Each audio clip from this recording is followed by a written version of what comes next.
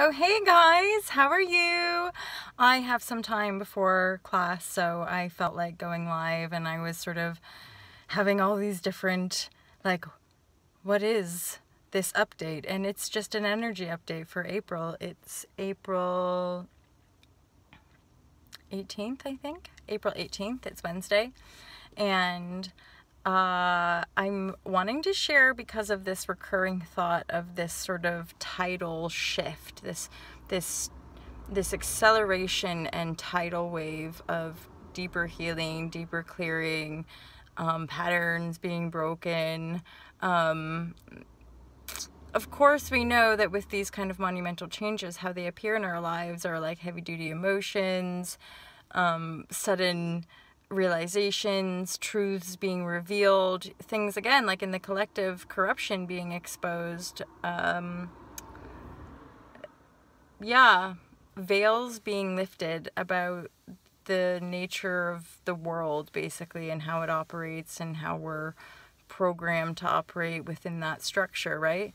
So our awakening is always sort of a polarized, and I always think of it as like grounding in, so always sort of digging out those kind of energetic wounds and then going higher and like seeing into a new reality and moving with that. But it's heightened. Basically, we're experiencing a heightened awareness of deeper shades that create conflict in our lives, right? So again, we see that the bigger collective story of the explosions, of the dropping bombs, and then the shades and the corruption of why these occurrences are happening, and how we as people can ground into our own energetic stream of light, of peace, of love, of a commitment to compassion and common courtesy, and again, a common humanity, a common love. And those of us choosing this path, you could say, can feel the effects of it, absolutely, as far as this sense of protection, this sense of divine guidance, this sense of like ease and flow, and yet this rather painful kind of inner awareness as well of where the collective energy stream is. Sorry guys, where the collective energy stream is sitting, and knowing that these are turbulent times for all of us.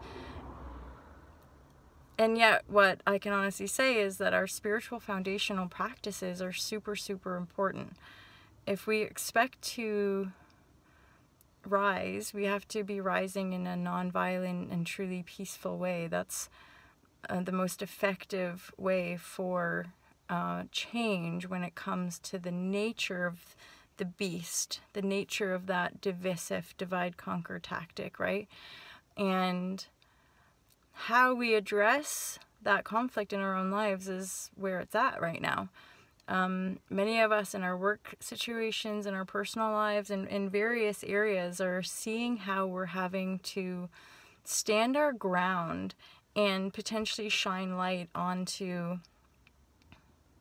distortion, density, shades. That's like the new word for me, because shades are like, of course, those more hidden aspects of how we lie and manipulate to ourselves, basically, like lie and manipulate from within, and we think we can get away with it, right? And that is a big part of our own awakening, is realizing that power to heal and that power to transform is absolutely always 100% within ourselves, within our own ability to forgive and let go and pioneer and envision and imagine a new world, imagine a peaceful and harmonious world. It requires a real quantum leap in how we operate, and that's the kind of big illusion. We think it's out there, we think these big things out there have to happen, and the revolution is really inside our own heart. The revolution is really in how we choose to treat other people in our relationships, and so unless we're having those kind of clear exchanges and harmonious exchanges in our lives, and we feel clear in ourselves, and we feel truly able to share from that clear space, there's work to be done. There's healing in our families. There's healing in our own personal cultures. There's healing in our, deep healing in our own energy, and that is the healing of the world. You know, that's what, it's so easy for us to get mentally distracted in the stories that are propagated in the mainstream media. That is part of the tool. That's part of the distraction. That's part of a way to avoid our own personal work and to keep fighting one another, you know, and thinking that the enemy is outside of us, when really the enemy is in the fear we carry in our own hearts.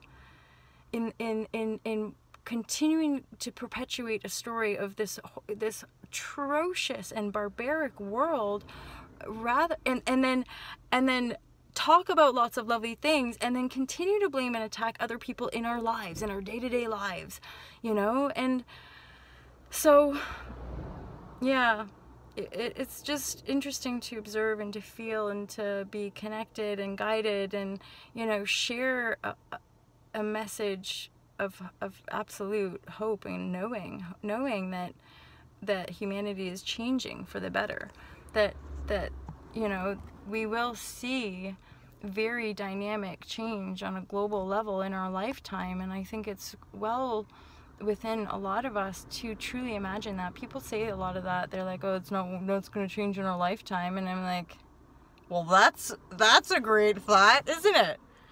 And I think with the acceleration of self-awareness, these tidal shifts that we're experiencing in our lives are just the beginning of monumental waves across the collective. People standing and congregating and coming together to take action and to keep shining the light, you know. And then within that, the beauty of that is that we see deeper healing as well.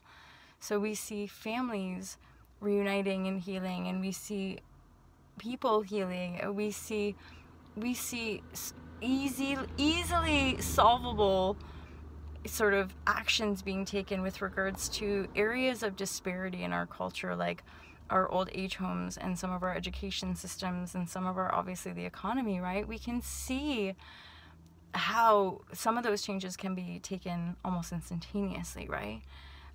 Because it's so community based. However, enough minds gotta blow. Well, enough hearts gotta open up, and enough of these kind of awakenings sort of divinely, in a divinely guided way, have to continue to occur for us to continue to feel this sway. But I'm excited to share changes in my own life, and very obvious new beginnings as well, and an integrity, passion, and worthiness and knowingness like I've never imagined like possible, and I always dreamed of, right? I always dreamed being the person I've become. It's I just want to continue to love and share, you know, and have faith, and then share the miracles with as many people as possible, because people need to be reminded about how amazing they are and how powerful they are, and that all part of that recognition is being as vulnerable and broken as possible, to admit that we all got the conflict, right? We all got a piece of that conflict, and yeah, we just gotta keep loving each other. God damn it, we just gotta keep loving each other. So thank you so much for tuning in to this share. I'm gonna be heading to a sesh, and I might just share stuff from my new pad, because I got a new base in Devon, and I'll be floating between Devon, Yotown, and Brighton and London. So I'm expecting the divine forces, the Jedi forces of life, to give me uber superpower energies, so that I can, in this next phase, just meet as many people as possible and talk to as many people as possible. Maybe even give a hug. Maybe even have a hug here and there and be like, you're all right, we're all right. But our feet are firmly on the ground, the new frequency is anchored, and we have liftoff, people! We have liftoff! The revolution has begun! We just have to stay committed to the peace and the love and the kind of open-hearted communication, the dialogue with the higher forces on this planet, so that we can navigate with as much light force ammunition as possible. Because we all know that from within the light, sometimes we have to face some bullshit in ourselves and in our surroundings. We have to be strong enough to be able to deal with and hold space for people's healing. That's a big piece as well. You know, we got to be able to actually shine light, and then have enough compassion to hold space for people's healing, and not hold our, you know, our bullshit against each other, basically. Like, but you did one time, you were a proper dick. And it's like, yeah, but we're not gonna heal if we keep pointing fingers, right? Let's just put our hands up and be like, all right, we've all been total dickheads, and we all are sort of responsible for all the bullshit, so let's change. That's what it comes down to. Let's admit defeat and just fucking change already, and start treating ourselves with love and kindness, so that we can heal all of our little inner childs, which are clearly all broken because we're playing all these bullshit games with each other. And then from that place of love and innocence, and yet like emotional maturity, we can then share the love and pioneer and continue to build new tribes and love life. Love you guys. I gotta go. I love you. Bye.